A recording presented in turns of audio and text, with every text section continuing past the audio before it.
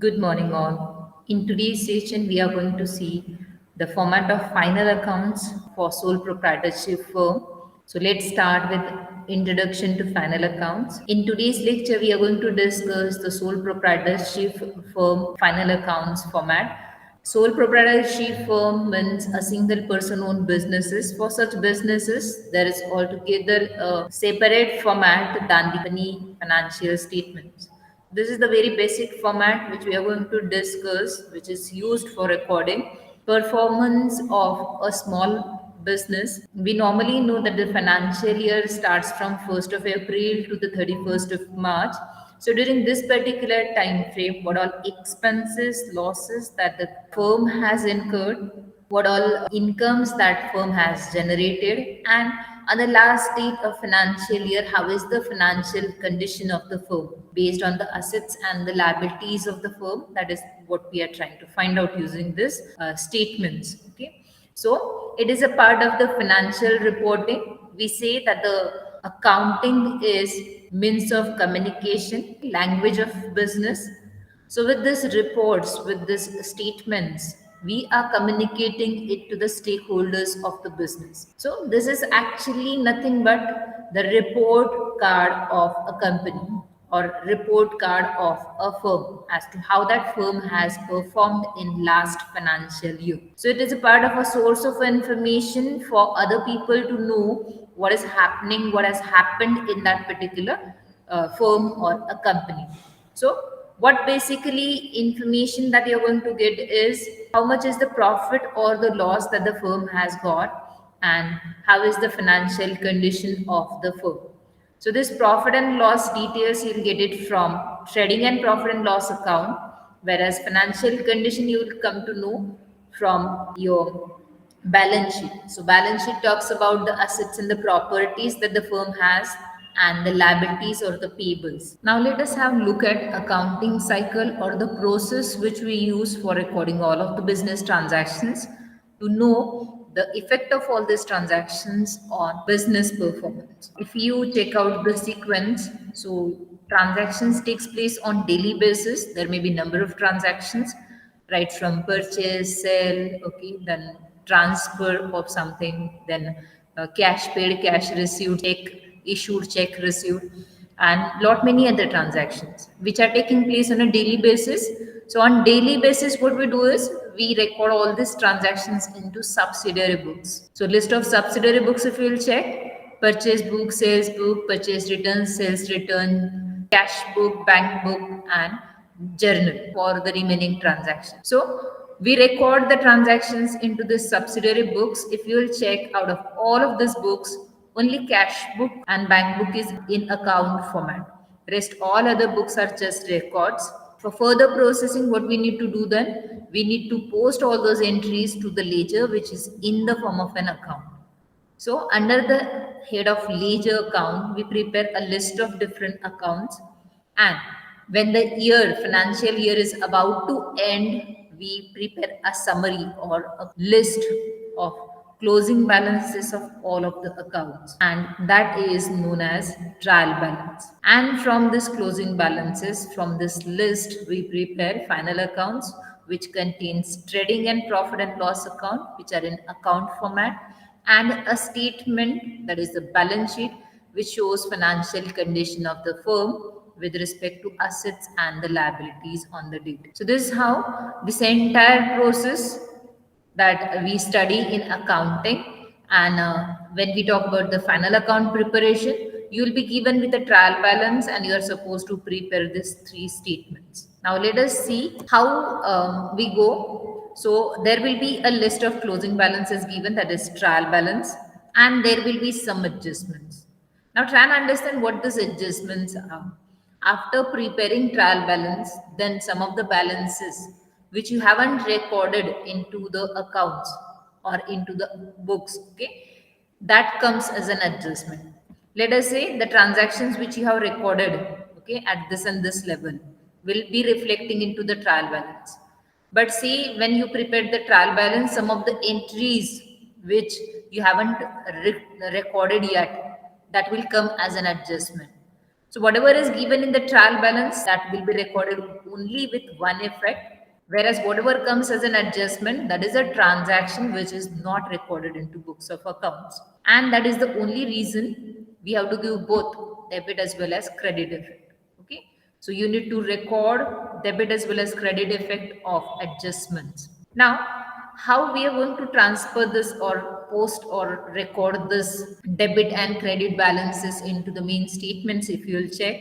So normally a debit thing or a debit component may be expense, loss or asset. So it may go, since it's an expense, it may go to trading account or profit and loss account, debit side, or if it is an asset, it will go to the balance. And if not, then it may be minused or deducted from a credit balance. So if you are deducting from credit balance, actually you are giving debit. And it may be added in the debit balance. So adding in the debit balance is giving debit effect. Now when it comes to credit balance can be an income or it may be a liability.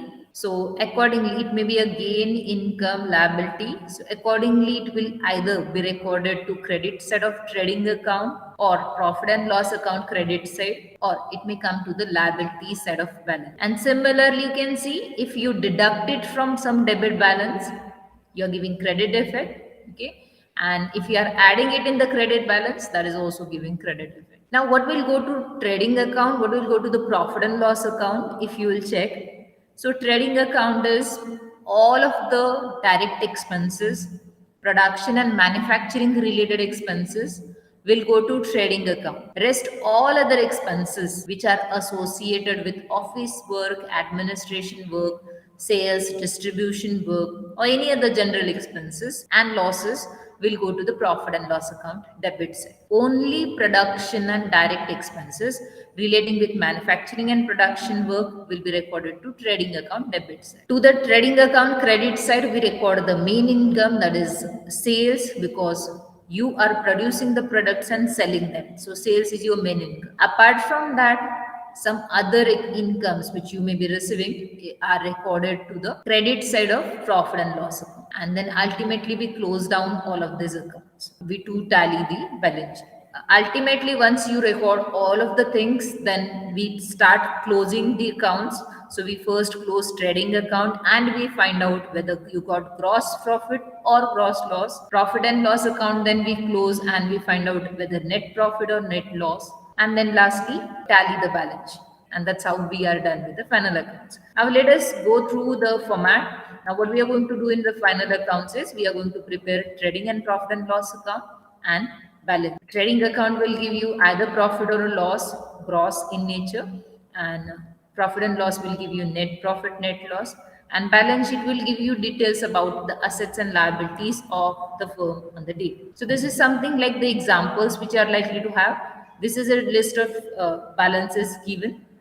So all these are the debit items mentioned in this column, credit items mentioned in this column. Something that comes as an adjustment will be given two effects, whereas all of the entries which are recorded into this is only you are supposed to record one effect. So let us discuss first the format of trading account. Now, if you check out debit side of trading account, you will realize these two things: opening stock, then purchases less return. This you can write at the beginning. Most of the sums will include this information. Same way, sales less return. This also you can write while preparing the format. All the direct expenses which are associated with production, manufacturing, purchases, all that will be recorded to trading account debits. And the main income, that is sales, is recorded to the credit side. And just as I said, all the direct and manufacturing expenses relating with production will be recorded, any of the expense. Once you close it, it may happen your credit. Credit is income side.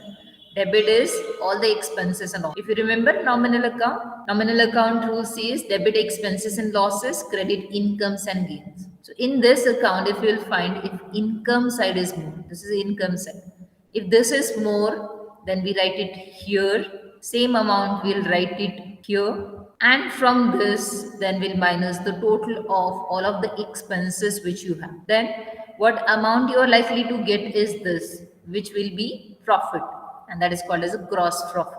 Why? Because your income was more, expenses were less. The balancing amount which came is the gross profit, which we further transfer to profit and loss. इसके लिए we write here gross profit carried down. And if your expenses side is more, that amount we write it here and here, and from that we minus the income, then the amount which comes will be gross. Now depending on what you got, profit or loss, normally you have profits, very rare cases may you may also have losses. So next format will include the information, whatever profit you got from there. If there's profit, you'll be recording it to the credit side, because if you check this side, if it is more, then the balancing amount will come to this side. So by this amount, your credit or income side was more. That's the reason why we are writing that amount to the credit side, because your credit balance was more, income side was more by this much money. Now, apart from sales, there are so many avenues from where you may generate income in the business. If you did some investment, you may receive dividends, some interest on FDs or any other platform. So there are multiple sources of income for a firm. So any other indirect income, we write it to the credit side of profit and loss account. So rent received, interest received, dividend received. The word itself suggests received means you are receiving some money, it's an income. Okay, discount received means you saved some amount, so that is a gain. So this is how we write all indirect income to the credit side of profit and loss, and to the debit side, since it's a nominal account, debit expenses and losses, credit incomes and gains. So incomes to the credit side, debit side may you can see all this is discount, allowed is a loss. Same way, bad dates or any other thing that is loss will be recording to the profit and loss account debit side.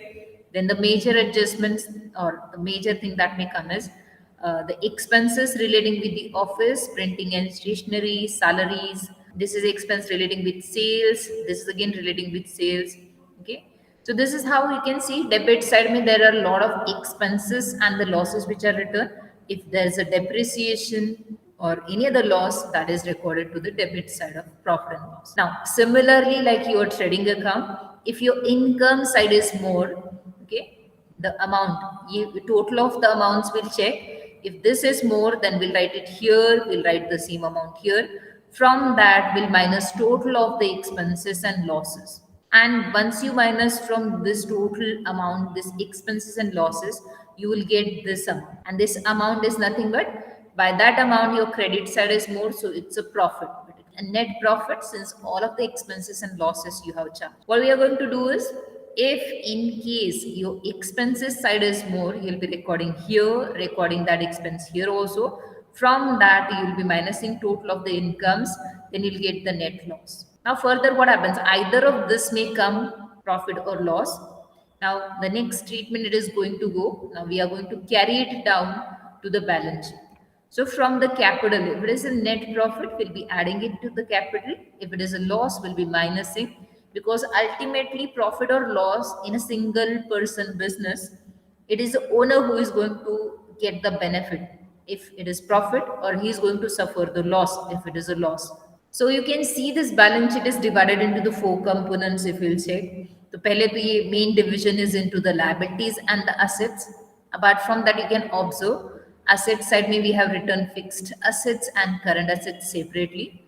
And to this side, you can see capital and the current liabilities. So try and understand this fixed assets include the assets and the properties which you may be using for long term, which is going to give benefit to the firm for long term. So land, plant, building, machinery, equipment, goodwill, patents, loose tools, or so many other things which you will be using in the business for so many years to come. So with passing of time, its value reduces. So every year we may be charging depreciation on it. We'll be reducing the value of it. And since that is a loss, we'll also be charging it to profit and loss. So this is how this fixed assets are recorded separately and current under current assets. All these are the money which you are going to receive in short run. Within a year, you will be receiving this in the form of cash. So if you'll check the definition of current assets are the assets converted into cash within short time. So just within a year, you will be converting the assets into the cash form. So cash and bank balance is already into the cash form, we can say. Bills will be received soon. Debtors, customers from whom money is receivable, they'll pay you soon and you'll receive money. Same with this closing stock which you have, you will be selling it. Debtors will be created, debtors will be paying you, and that's how you will get the cash again. Okay.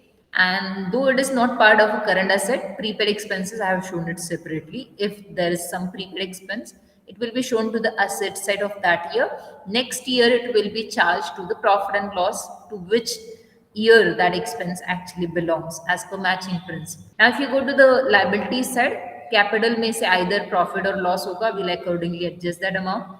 Same way, if owner withdraws some money for his personal expenses, for personal benefits, that we record as a drawings and we reduce his contribution in the business, which is called as capital by that drawings amount. And then what we do in this, we add or minus profit or loss, whatever it is. Then we minus drawings, we find out the main amount. And then under current liability, we may be mentioning the short-term payments which you are likely to make in the time to come. So these are the payments or payable amounts. You are going to pay them soon. So creditors, suppliers from whom you purchased raw material. So you haven't paid them, so you're going to pay them in short run. Same way, bills payable, the amounts which have become due, you are going to pay it. Any outstanding expenses and overdraft. Okay, if you have withdrawn excess amount than what you have bank balance in the account, then that is called as an overdraft. It's a short-term facility which you get normally on current account. So business जो account होता है, that is normally current account. If you withdraw more money than what balance you have, that is called as an overdraft.